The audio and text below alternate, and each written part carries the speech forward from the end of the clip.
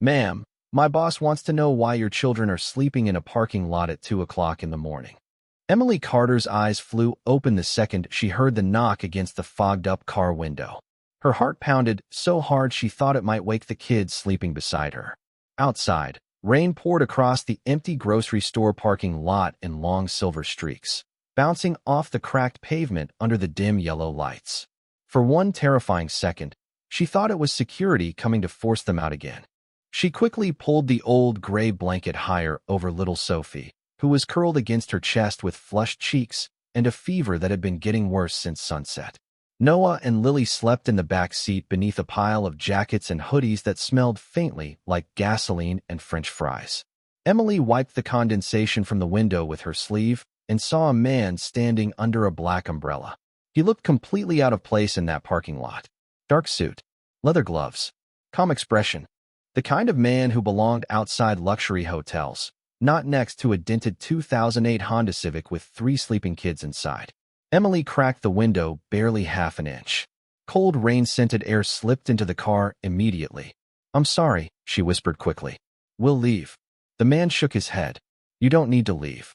His voice was low and respectful, almost careful. "My name is Marcus." Emily tightened her grip around Sophie instinctively. She had learned not to trust strangers too easily anymore. Not after the last 6 months. "Who's your boss?" she asked quietly. Marcus glanced over his shoulder toward the other end of the parking lot. Emily followed his eyes and noticed a black SUV sitting beneath a flickering light pole with its headlights off. She couldn't see inside because of the rain running down the windows. "He noticed your children," Marcus said.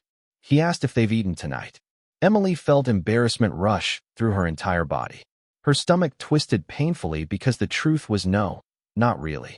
The kids had split a box of crackers and 2 apples hours earlier. She had pretended she wasn't hungry again so they could have more. But she refused to let strangers pity her. "We're fine," she answered softly. Marcus studied her face for a moment, then lowered his voice even more after hearing Sophie cough weakly beneath the blanket. "Ma'am, your little girl sounds sick." Emily looked away immediately. She hated how close she was to crying lately. 6 nights sleeping inside a car could break almost anyone. 6 nights of trying to make scared children believe this was just some temporary adventure. 6 nights of driving between parking lots before sunrise so nobody would call the police. Her phone battery was nearly dead. The gas tank sat below a quarter, and the temperature outside had dropped to 42 degrees. Marcus reached slowly into his coat pocket, careful not to alarm her, and pulled out a small paper bag. "Chicken soup," he said gently. 3 sandwiches, bottled water, children's fever medicine. Emily stared at the bag without moving.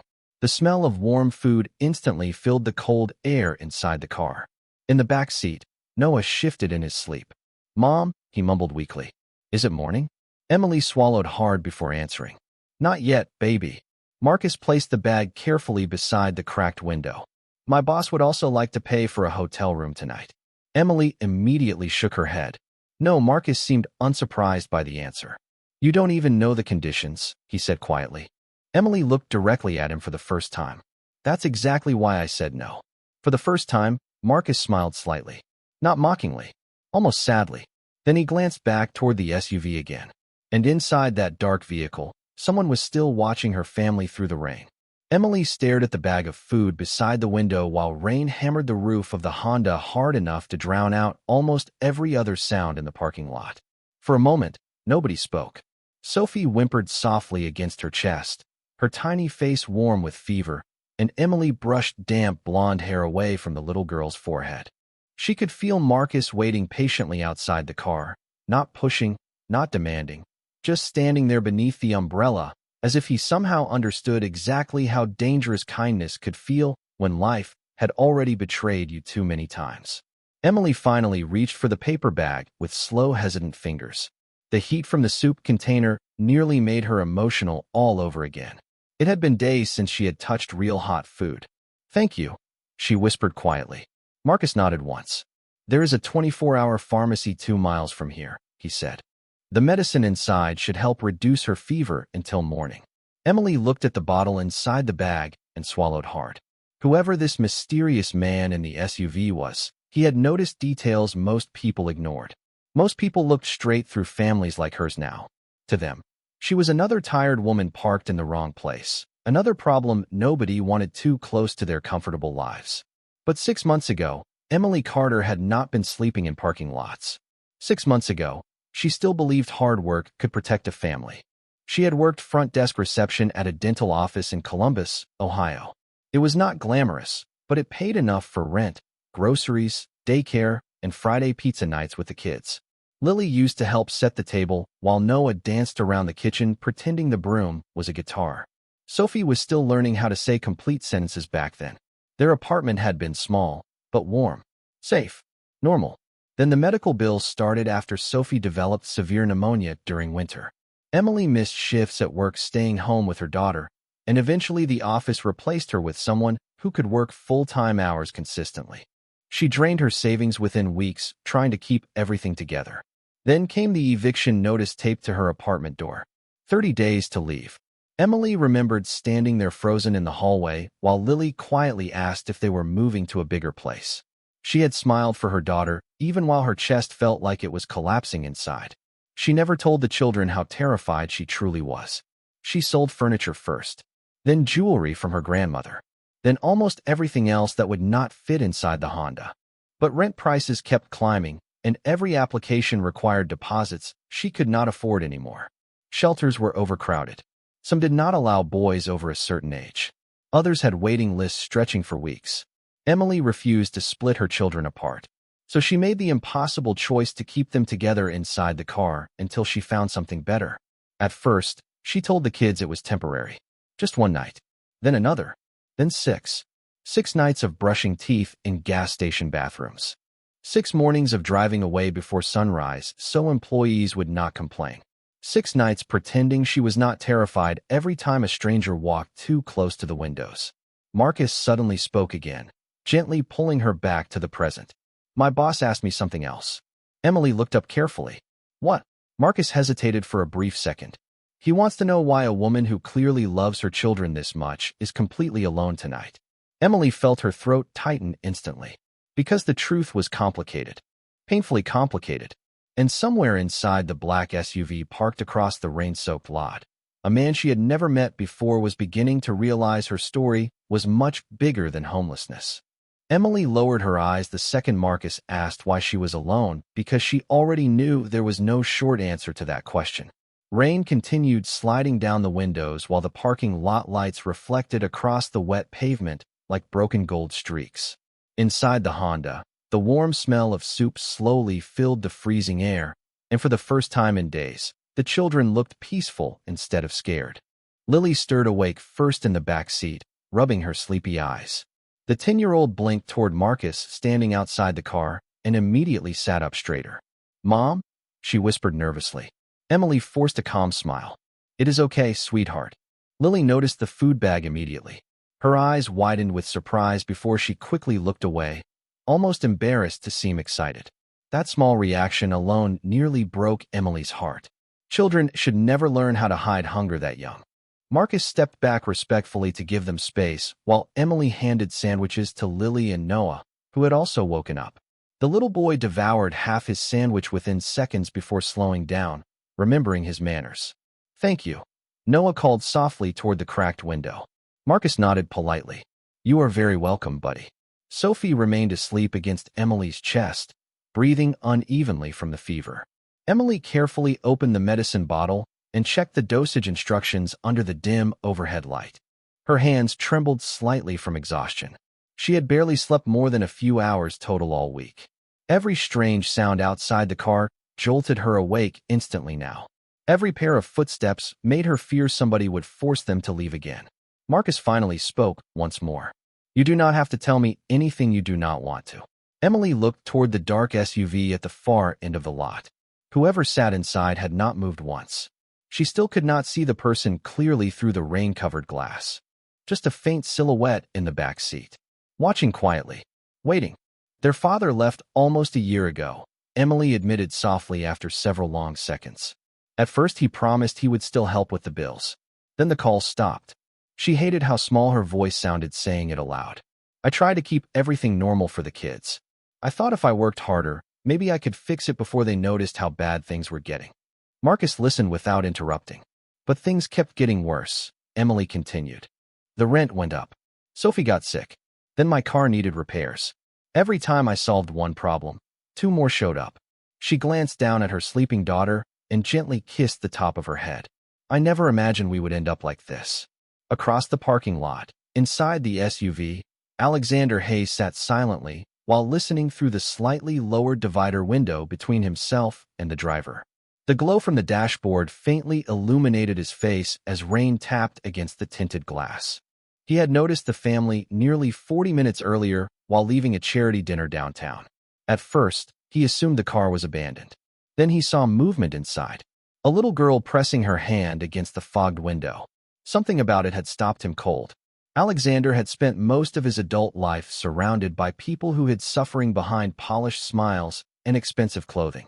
But poverty looked different when children were involved. It carried a silence that haunted him. Marcus returned to the SUV briefly after Emily finished speaking. The moment he opened the door, warm air spilled outside into the storm. She still does not trust us, Marcus said quietly. Alexander kept his eyes on the Honda across the lot. Would you trust strangers at 2 in the morning? Marcus shook his head slightly. No, sir. Alexander leaned back slowly, thoughtful. There is something she is not saying. Marcus hesitated. Do you want me to ask more questions? Alexander stared through the rain toward Emily holding her feverish daughter inside that freezing car. No, he answered quietly. Not yet. Then after a long silence, he added something that surprised even Marcus.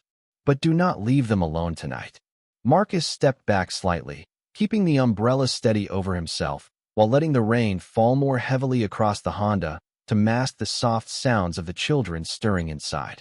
Emily carefully opened a container of chicken soup, the steam rising quickly in the cold air, and handed a small portion to Sophie, whose eyelids fluttered open briefly before she mumbled, "Hot."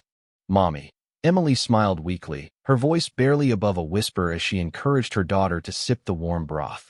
Outside, Marcus shifted slightly, glancing toward the black SUV at the far end of the lot, its engine silent, its windows still darkened with rain-streaked tint. He seemed hesitant to say anything further, understanding that trust could not be forced, especially in someone who had endured this much. Emily handed a sandwich to Lily next, who looked at the food with cautious curiosity, as if it were something almost too good to be real. "Eat, baby," Emily urged softly. Lily nodded and took small bites, keeping her eyes on her mother as though checking for approval. Noah, still sleepy, reached for his sandwich and devoured it faster than Emily expected, and she could not help but laugh softly despite the chill biting at her fingers. "Slow down," she said gently, brushing his damp hair back from his forehead.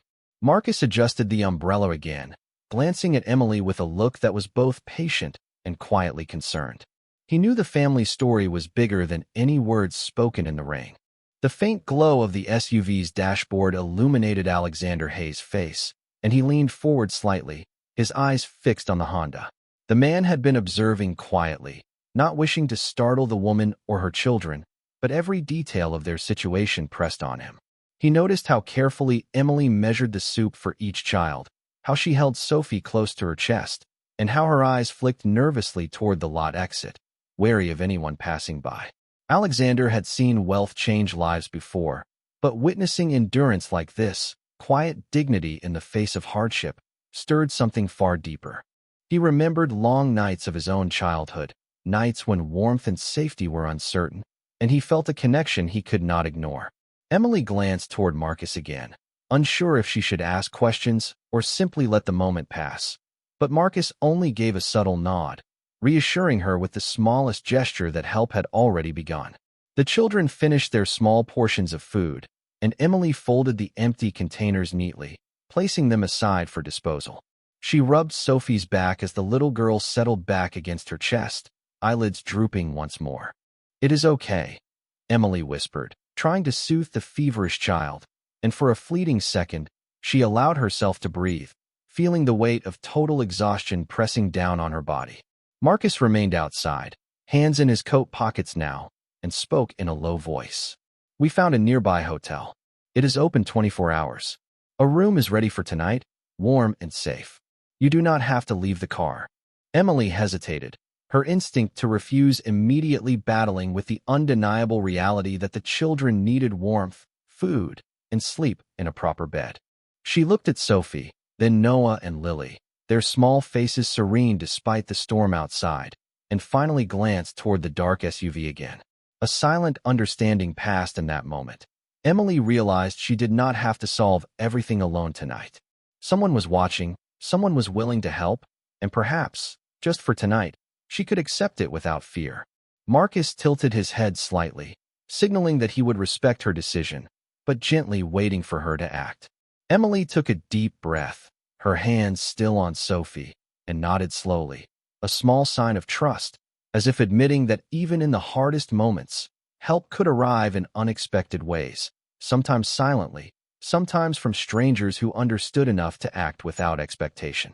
Emily watched as Marcus led her carefully through the rain-slicked parking lot, holding the umbrella high over them while the children clung close behind, small hands gripping the folds of her jacket. The hotel was only a few blocks away, but each step felt longer than it should have, the pavement reflecting neon signs and puddles that shimmered like liquid glass. She kept Sophie cradled against her chest, feeling the little girl's fevered warmth seep into her own skin, and whispered soft encouragements to calm her breathing. Lily and Noah walked side by side behind her, the older girl quietly holding her brother's hand to steady him against the uneven sidewalk. Marcus opened the hotel door, and a rush of warm, dry air greeted them immediately. The scent of fresh linens and coffee filled the space, and for a moment Emily felt disoriented by the sudden comfort, as if she had stepped into a world she had almost forgotten existed. Marcus approached the front desk with polite ease, speaking briefly to the receptionist who nodded and quickly handed over a key card. He returned and extended it toward Emily. "The room is ready," he said simply. "Everything you need is inside. There is food in the mini fridge and the beds are warm. You can rest here tonight." Emily hesitated, her fingers brushing the card, but the exhaustion in her body was stronger than her pride. She looked down at her children, at the sleepy, trusting faces, and nodded. "Thank you," she said softly. Marcus smiled faintly and stepped back, giving them space to enter. Inside the room, Emily carefully laid Sophie down on one of the beds, tucking the blankets around her small frame. Lily and Noah were given the other bed, and the older girl immediately began helping her brother settle in, arranging pillows and smoothing blankets as Emily watched with quiet relief. She set down the bags of food and medicine on the dresser, glancing briefly at the clock. It was just past 3 in the morning. Sleep had been impossible the past week, but tonight it might finally come. Emily sank into the edge of the bed, pulling her knees close, and allowed herself a deep breath, feeling the tension in her shoulders loosen slightly. Outside, Marcus remained in the small hotel lobby, keeping an unobtrusive watch on the room numbers and quietly noting that the family seemed safe. Across the street, the black SUV was still parked under the dim streetlight, its engine off and windows streaked with rain. Inside, Alexander Hayes sat quietly, observing without making a sound. He did not move, yet he felt the relief in the air from a distance, sensing the small victories in Emily's careful movements as she cared for her children. She had not asked for this help, had not sought charity, yet she accepted it with a mix of hesitation and grace that spoke volumes about her strength.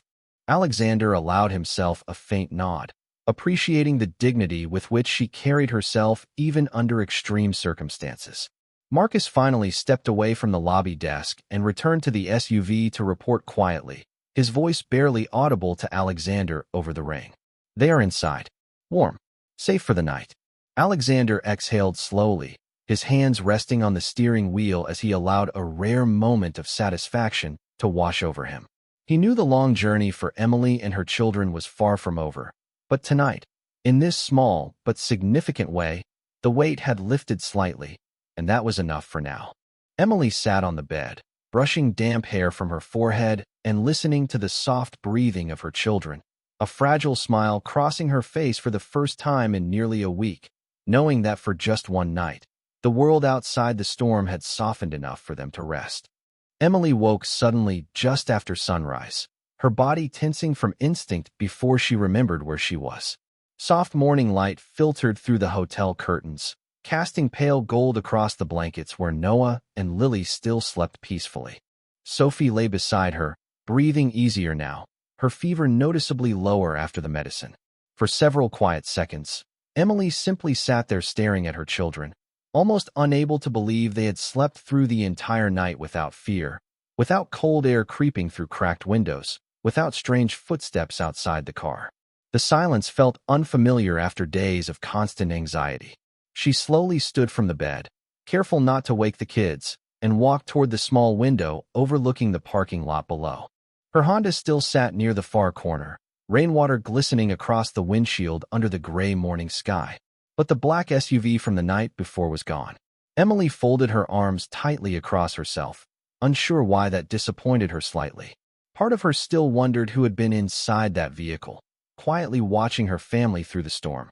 Meanwhile, 20 miles away in downtown Columbus, Alexander Hayes stood inside the glass-walled office of Hayes International overlooking the city skyline.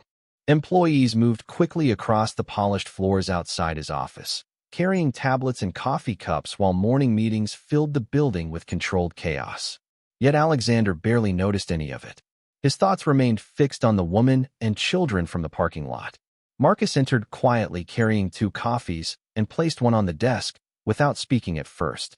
He had worked for Alexander nearly 18 years and understood when silence mattered more than conversation. "How is the little girl?" Alexander finally asked. "Better," Marcus answered. "The fever came down overnight." Alexander nodded once, visibly relieved. Marcus hesitated before adding, "You stayed in that parking lot for almost 3 hours last night." Alexander gave a faint smile without humor. "So did you." Marcus leaned slightly against the desk. Most people would have donated money and left. Alexander stared through the floor-to-ceiling windows at the waking city below. Most people did not grow up the way we did. Marcus said nothing because he understood exactly what Alexander meant. Very few people inside Hayes International knew their billionaire CEO had once spent part of his childhood living in a motel outside Cleveland with a single mother working double shifts. Fewer still knew Marcus himself had once been homeless at 16 before meeting Alexander through a youth outreach program years earlier. Their lives had changed in different ways, but neither man had forgotten what survival looked like. Alexander turned back toward his desk slowly. "Did you learn anything else about Emily Carter?" Marcus opened a thin folder he had brought upstairs. Former dental office receptionist. No criminal record. Evicted 3 weeks ago. Her daughter Sophie had multiple hospital visits earlier this year. Alexander listened carefully while Marcus continued. "There is also something else." He paused briefly. "She has been applying for jobs constantly. Grocery stores, reception work, daycare centers, anything available." Alexander glanced toward the family photo clipped quietly inside the folder, a picture likely taken before life collapsed around them. Emily looked exhausted even then, but she was smiling beside her children at what appeared to be a county fair. Alexander studied the image for several seconds. "She is trying," he said quietly. "Very hard," Marcus agreed. Alexander sat down slowly, thoughtful. "People think poverty comes from laziness because it helps them sleep at night." Marcus nodded silently. "But sometimes people are just one medical bill away from losing everything." Down at the hotel, Emily was helping Lily brush her hair inside the bathroom mirror while Noah laughed over the tiny cereal boxes from room service. For the first time in weeks, the children looked like children again instead of survivors. Emily smiled softly while buttoning Sophie's borrowed pajama top, but deep inside, fear still lingered. Because she knew this room was temporary. By checkout time, reality would return. Unless somehow the mysterious man behind the black SUV had plans she still could not see. Checkout time arrived far too quickly for Emily. By late morning, the hotel room that had felt like a miracle only hours earlier already carried the heavy feeling of goodbye. She folded the borrowed towels neatly, cleaned every wrapper and container from the small table, and made the beds carefully even though nobody had asked her to. It was habit, gratitude mixed with pride. Lily helped organize the children's backpacks while Noah entertained Sophie by making silly animal noises near the window. Their laughter filled the room softly, and Emily paused for a moment just to listen to it. She had almost forgotten how beautiful normal sounds could be. Then her phone buzzed suddenly on the nightstand, startling her. Emily picked it up quickly, expecting another rejection email from a job application. Instead, she frowned in confusion at the unfamiliar message. Interview opportunity today at 1:30 p.m. Administrative assistant position. Downtown Columbus. Please confirm attendance. Emily blinked at the screen several times. She did not remember applying for anything with that exact title recently. Still, she immediately typed back yes before the opportunity disappeared. Her hands trembled slightly afterward. It had been weeks since anyone had contacted her for an interview. "Mom," Lily asked quietly, "is everything okay?" Emily forced a smile. "Maybe." Downstairs in the parking garage across the street, Marcus leaned casually against the black SUV while speaking into an earpiece. She accepted the interview. Inside the vehicle, Alexander Hayes looked over several documents spread across the seat beside him. "Good," he answered simply. Marcus glanced toward the hotel entrance. "You still are not going to tell her the company belongs to you?" Alexander shook his head. "No, why?" Marcus asked carefully. Alexander remained silent for several seconds before finally answering. "Because if she knows who I am, she might think the job is charity." Marcus understood immediately. Emily had already shown clear signs of independence and dignity. Handing her money directly might only embarrass her or make her walk away entirely. But giving her an opportunity to succeed on her own terms was different. Alexander respected that. More than that, he admired it. An hour later, Emily stood inside the hotel bathroom adjusting the collar of her only clean blouse, while Lily braided her hair carefully from behind. "You look pretty, Mom," Lily said softly.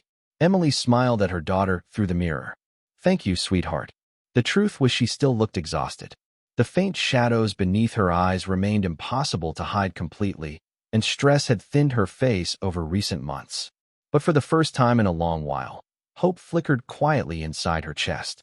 The interview address led her to a modern glass office building downtown that looked far more expensive than anywhere she expected to work.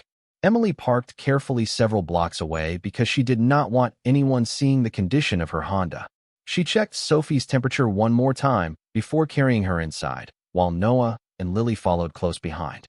The lobby alone nearly intimidated her enough to leave. Marble floors, massive chandeliers, employees in tailored suits moving confidently through security gates.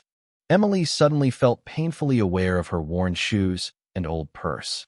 "Maybe they made a mistake," she whispered under her breath. But before doubt could fully take over, a receptionist smiled warmly from behind the front desk. "Emily Carter?" Emily looked surprised. "Yes. We have been expecting you." The receptionist handed her a visitor badge and pointed toward the elevators. 32nd floor. "Human Resources is waiting." Emily thanked her quietly while trying not to appear overwhelmed. As the elevator doors closed, Lily tugged gently on her sleeve. "Mom," she whispered excitedly. "This place is huge." Emily nodded slowly, staring at the glowing floor numbers rising higher and higher. What she did not know was that several floors above, inside a private executive office overlooking the city skyline, Alexander Hayes was standing silently beside the window waiting to see whether the woman from the parking lot would walk through the doors of his company and unknowingly begin changing all of their lives.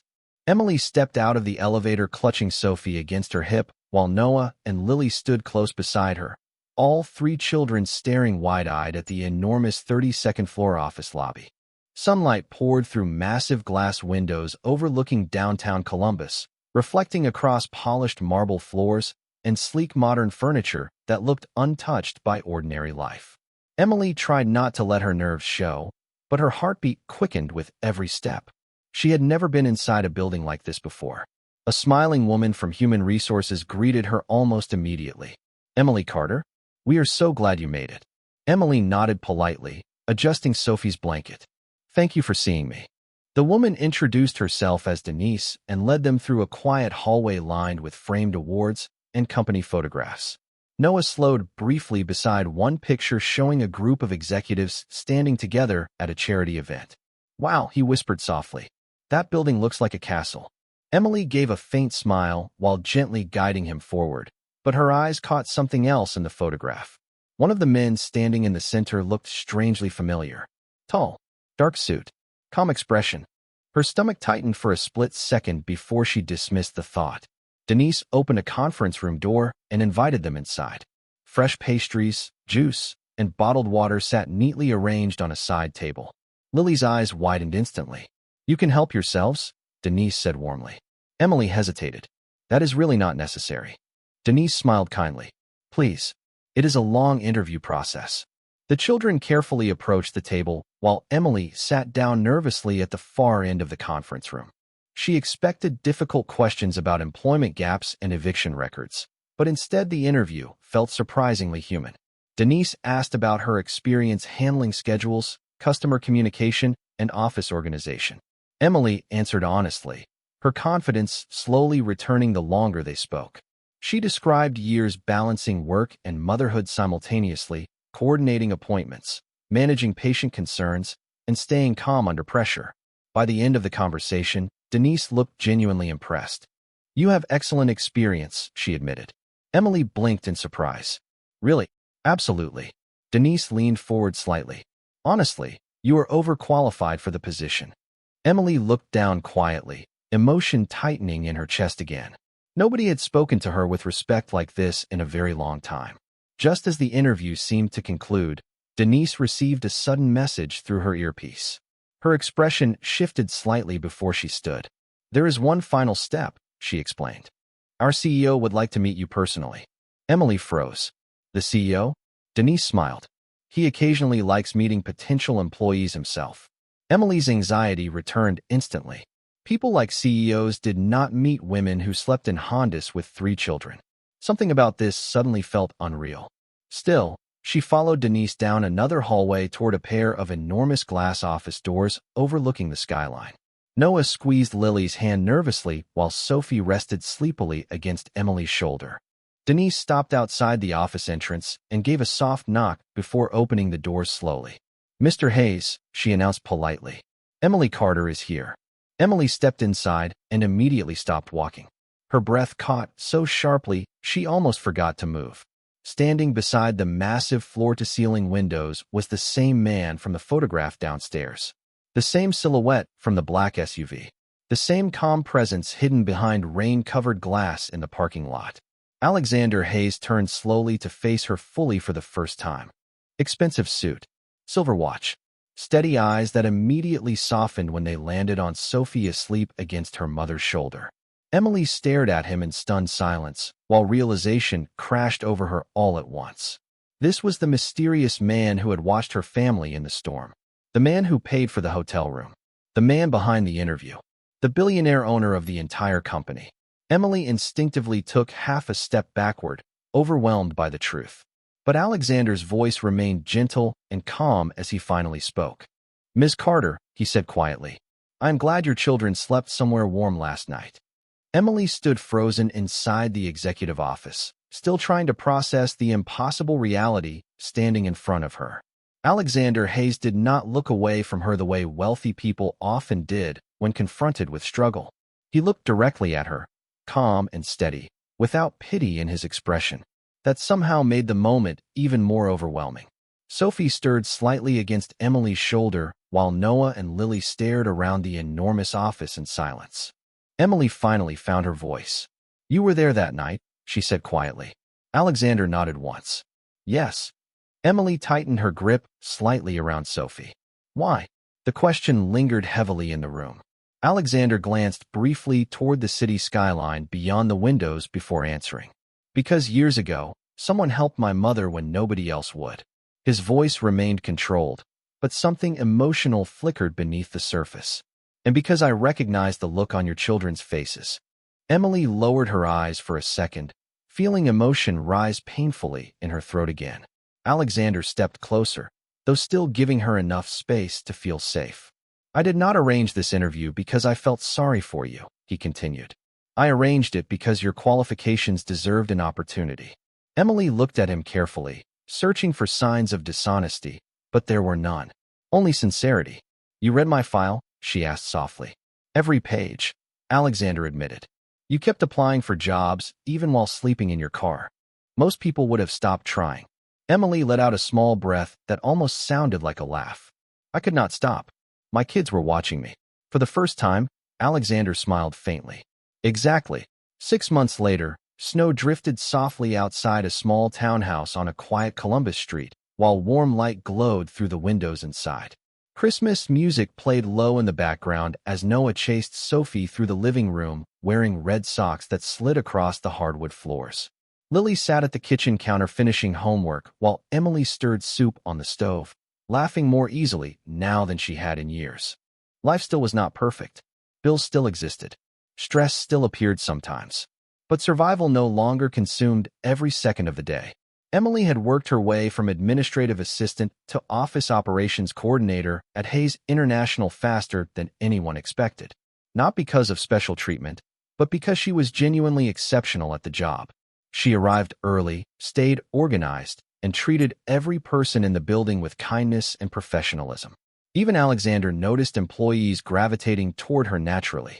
She reminded people that compassion and strength could exist in the same person. A knock suddenly sounded at the front door. Lily looked up immediately with a grin. "I bet that is him." Emily smiled while drying her hands on a towel. She opened the door to find Alexander standing outside, holding a small bakery box covered in snowflakes. Behind him, Marcus leaned casually beside the familiar black SUV parked along the curb. "You remembered," Emily said warmly. Alexander raised the box slightly. "Sophie requested chocolate cupcakes specifically." Right on cue, the little girl ran toward the door excitedly. "Mr. Alex," she shouted happily before wrapping her tiny arms around his leg. Alexander laughed softly and carefully lifted her into his arms while Noah immediately asked Marcus if he could see the SUV again. Emily stepped back, watching the scene unfold with quiet disbelief at how much life had changed since that stormy parking lot night. Alexander walked inside, carrying Sophie, while snow continued falling gently outside the windows. The house smelled like cinnamon, soup, and fresh bread. Warm, safe, home. Later that evening, after dinner plates sat half empty across the table and the children laughed over cupcakes in the next room, Sophie climbed into Emily's lap sleepily and asked the question that made the entire room fall quiet for a moment. "Mommy," she whispered softly, "was Mr. Alex an angel?" Emily looked across the room toward Alexander, who stood quietly near the Christmas tree helping Noah untangle lights while Marcus laughed beside them. Then she kissed Sophie's forehead gently and smiled through tears she no longer tried to hide. "No, sweetheart," she whispered softly. "Just a man who remembered what pain feels like."